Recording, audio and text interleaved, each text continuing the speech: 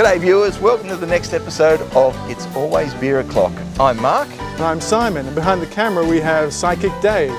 And seeing as the three of us haven't been together for a while, I think it's a good opportunity that we get on the Sauce.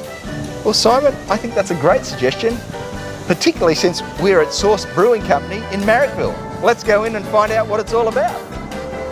Yep.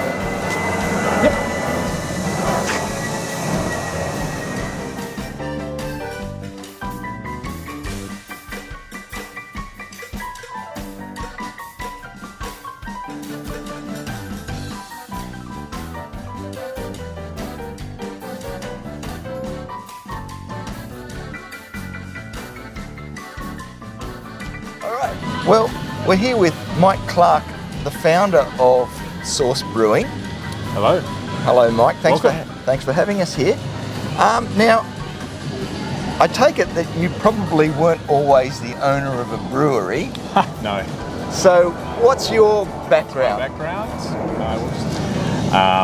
My background, 20 years of IT and telco. So 20 years of IT and telco is enough to drive anyone to booze. And so after a semi-illustrious career, I sold everything I owned and built a brewery. Okay. And had you had a previous experience in brewing? Home brewing, sure. Yeah. So brewed at home for many years. Was obviously a craft beer nerd for many years. The homebrew kit kept getting bigger and bigger, and we had to keep moving to make space for it. So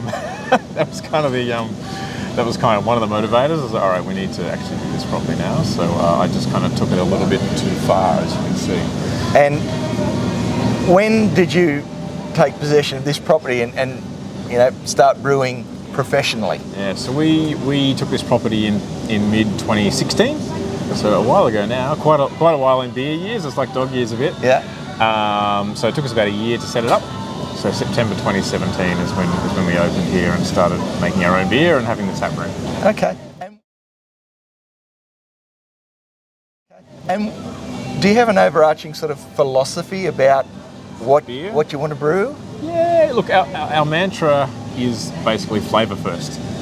And that sounds really simple, but what it means is, we prioritise the taste over other things like the cost. Right. For better or worse. Yeah. And so, we don't sacrifice ingredients to try and make a beer cheaper. We don't dump down the hops and things like that just to try and make a price point, if you like.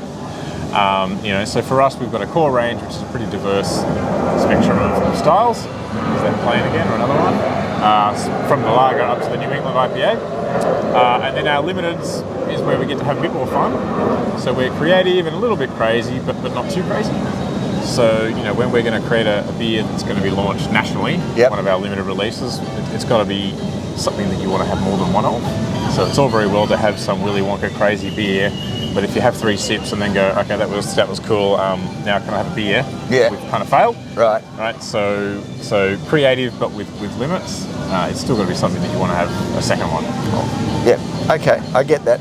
But you said that, there are experiments that sort of happen. Sure. Have you made any absolutely wacky beers?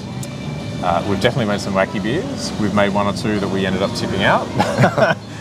So the benefit of having the tap room here is you can experiment. Yeah. You can make 3 kegs of something and put it on the bar and see if it works. Right. Yeah. So and worst case, if you have to tip 2 kegs of beer down the drain, it's not going to break the bank. So you can have a bit more fun with the pilot brews for the brewery or for the tap room. Yeah. Because the pressure is not quite as much as selling 4,000 litres of beer around the country and having it not sell. Some of the wacky stuff we've done. Bloody Mary Goza.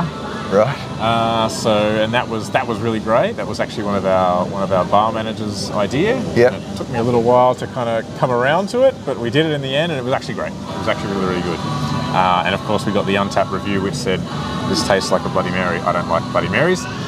So we figure we nailed the brief. Yeah, it tasted like a Bloody Mary. Yeah. That kind of stuff. The brewers like to do really, really traditional stuff that modern drinkers have never heard of. Really old styles. So every now and then one of those makes its way into the tap list. We like to do a lot of big beers, so we've got a lot of barrels in another location. Okay. So we've got a warehouse about 3 blocks that way with about 15 barrels in it. Right. Bourbon barrels, rum barrels, whiskey barrels. Okay. And is that a growing part of your Yeah, look, repertoire? It's a sort of a seasonal release. Winter is the time for imperial stouts. So, typically we'll brew a bunch of imperial stout in winter, put that into barrels, and then 12 months later we'll package it into cans and kegs. So every year there's a new release of the bourbon whiskey rum barrels. Right. We've got a different one coming up in a month or so, which is, we're calling it a double cask, which is actually bourbon and whiskey blended together. Okay. So something a little bit more crazy for us. And the guys are actually brewing a lot of other stuff at the moment to put in barrels that aren't stouts. So we've got an English IPA on tap at the moment. Right. Some of that's going into barrel. Okay. To age that for 12 months on oak. See what comes out the other Yeah, end. that'd be interesting. Yeah. And what's the size of your production facility here? So it's, in terms of the brew house? Yep. Yeah, 20 hect brew house. We oversize the mash tun, allowed ton, so we can do bigger beers. But it's essentially a 20 hect system. We've got a bunch of 40 hect and 80 hect tanks. Yep. So we can smash out 8,000 litres in a day, in a brew day, and still be home for dinner. Okay. All right. Perhaps you could describe your core range to us? Sure. There's six in the core range. So yeah, we try and cover a few bases, from the less adventurous to the more adventurous. So it starts with a lager, just a very easy drinking, premium, crisp lager, with flavour, of course, because that's what we do. Yep. So it's not your typical super dry beer flavoured water. It's got a little bit more to it than that, but it's not too scary for someone who's just getting into craft beer. Up from that, we've got our Pacific Ale, so a little bit hazy, 3.5%. Not gonna knock your socks off. Galaxy hops and Eclipse gives it that really nice passion fruit from the Galaxy and a little bit of citrus from the Eclipse. So it's got a little bit of a twist on the more traditional Pacific Ale. Right. Pale Ale comes next, so typical American pale ale. A little bit of malt in the, so a little bit malty but not too malty. Mosaic hops, Galaxy hops, plenty of nose, plenty of character. It's probably got more hops than your average pale ale on the market because that's kind of what we do. Yep. Flavour first. Yep. That's one of our original beers. It's stayed on. Up from there, we've got the hazy pale ale. So hazy pale ale is obviously taking the world by storm. They're an offshoot of a NEPA. Yep. But it's the sessionable NEPA, if you like. So again, hazy, juicy, lots of hops in this one. So again, more than market standard because that's what we do. Yep. So that's the your standard strength beers, the 4. And then we've got a West Coast IPA, again, very, traditional American style West Coast IPA, a little bit of colour, nice fruity hops on the nose, bit of pine, bit of earth, one of my favourite beers. The original American IPA, if you like. Yep. Marrickville Pause. And then, of course, the New England IPA. So once upon a time, it was known as Bubble and Squeak. That was one of the beers that sort of put us on the map nationally. We started getting people from interstate ringing us up saying, "Hey, I need to get this in," and that's actually what helped us get distribution, back in the early days. Now just simply known as New England IPA. Very hazy, very very juicy, lots of fruity hops on the nose, very low bitterness. It's certainly one of our better beers for sure, or one of our most popular beers. Okay, and is there a particular beer that's your best seller? There's a couple of different outs in the tap room. It's the ones you'd expect: lager, pale ale, hazy pale ale are the 3 biggest sellers. Right. Every now and then the ginger beer comes along and smashes it on a day. Sometimes beats a record.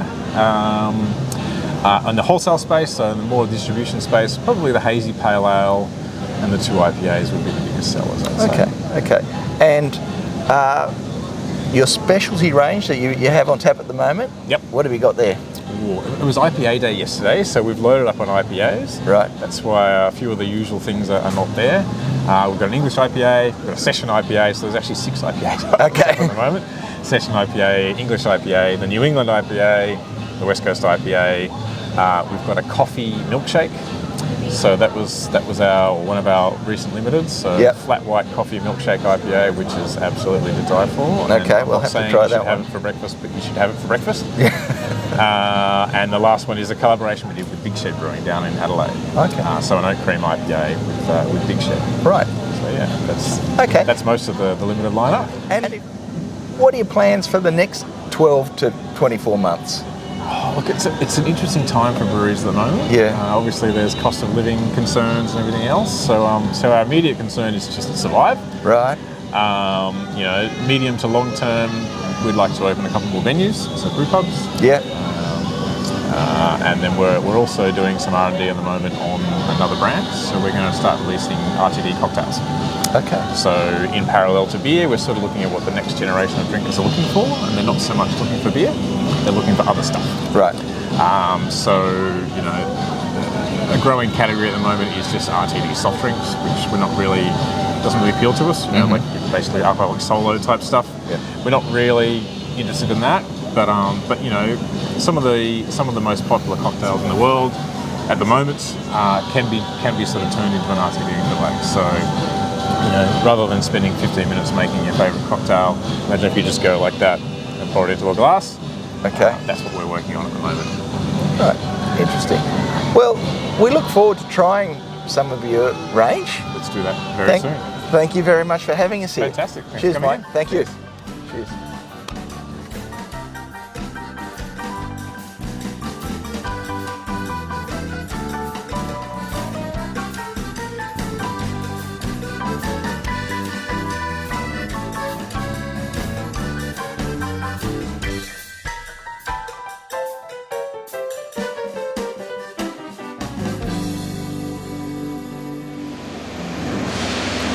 Simon, which beers are you tasting today? I'm tasting the Pale Ale, the West Coast IPA, the New England IPA, and the Flat White IPA, I guess. Yep. David, what are you trying? I've tried it for their core range. I've got the Lager, the Pacific Ale, the Pale Ale, and then the New England IPA. Okay, I'm going to be tasting the same as Simon, so let's get into it and then we can report on our findings. Cheers.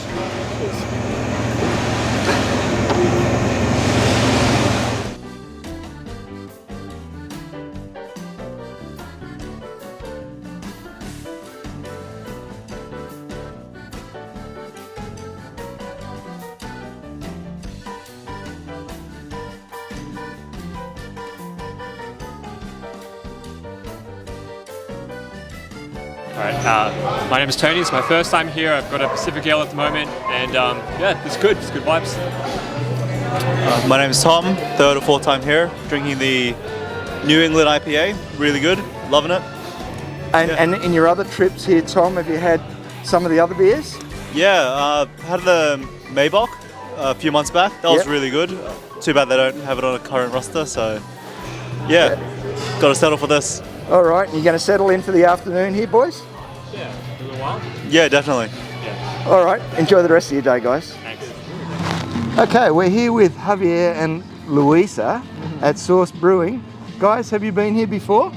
Plenty of times. So we used to live in the inner west like 4 years ago, 3 years ago, and we used to do this is one of our favorites. It was in the inner west at least. Only we came here for the first time 2018. Okay. Yeah, about that time. Oh, quite. So what are you drinking, Luisa? I'm drinking a blackcurrant sour. Blackcurrant sour, and what do you think of that one? It's very good. Fruity, citric, very nice. Okay, Javier, what are you having? This one is the oatmeal IPA. Yeah, and what's that one like? I didn't try that one. What's It's strong body. Yeah, and it has this aftertaste. It's good. It's good? It's not difficult to drink. It's easy to drink. Okay, and have you tried some of the other beers in their range? Yeah, pretty much all of them. All of them? Yeah, so today we tried also the West Coast IPA. Very easy to drink. And she's very eager to try next. I'll try the flat white. The flat white, okay, we tried that. It's very sweet, but it's interesting. It's like you're drinking a sweet coffee. Yeah. Okay, well, Javier and Luisa, thanks for talking to us. Enjoy the rest of your day. Thank you. My name is Bryn. This is my first time coming to the Sauce. I've had a selection of beers today, ranging from the Pacific Ale, Oat Ale, Tropical Ale, the Session IPA, Pale Ale, the West Coast, New England, and the Flat White. And I can confidently say the Pacific Ale was my favourite. Yeah, lovely beer, nice place, good vibe. Okay, and are you here with a special friend? Yeah, I am. This is Emily. Hi there. Emily, did you Hi. try all the beers as well? Yes, in fact we rated them and I agree, the Pacific Ale was definitely the best. I did like the Tropical Pale Ale though, thought that was quite nice. Okay, and what did you think of the flat white coffee beer? Personally was not my cup of tea. You enjoyed it though? I quite liked it. It wasn't your cup of tea because it was coffee. Yeah. I love coffee though, but that was... I think it's nice, this is it. It's unusual. Yeah, it is unusual. All right, well thanks for your time guys. Thank you. All the best. What are you drinking today, Stephen? The Pacific Ale. What do you think of that one? It's good. It's like a low ABV and well, like still very tasty, so it's a great beer. Okay. Nice for a sunny day. And are there any others in the range that you like? I like the New England IPA, and generally anything they're doing is the limited releases. Hi, I'm RJ. First time I've been here. What I'm drinking is just the pale ale. It's pretty good, wonderful. I do frequent a lot of breweries, and it's pretty good. Okay. Yeah. Jason. Yeah. Yep, Jason. I've been here a few times. The only thing that brings me here is this American barbecue place called Brisket and Brawn. Surely the beer brings you here as well. The beer is good, so I'm drinking a New England IPA. They had a special, which was a Maibach. Oh, yes. I really liked the Maibach. That's discontinued. But the think New they only have it England once a IPA year. is great, but the brisket is what brings me here. Okay, well I can so see there's quite a queue of people lined up. I'm gonna go get mine. That's me. Okay, thanks guys. All good. Okay folks, we've concluded our visit here to Sauce Brewing in Marrickville. David, what did you think of the place? Great ambience, good standard beers. I particularly like the New England Pale Ale, but I'd also like to say, special mention, apart from the paddle that I had, was the English IPA. Excellent, excellent beer. Okay. Simon, how about you? Did you have a favourite? Yeah, I quite liked the English IPA, and I also liked the flat white milkshake, whatever the hell that was. It was good. Well, I partially agree with both of you. I did like the New England IPA, and I also liked the English IPA, and a special mention to the flat white coffee IPA. So here from Sauce Brewing, it's bye for now, and remember, it's always Beeroclock.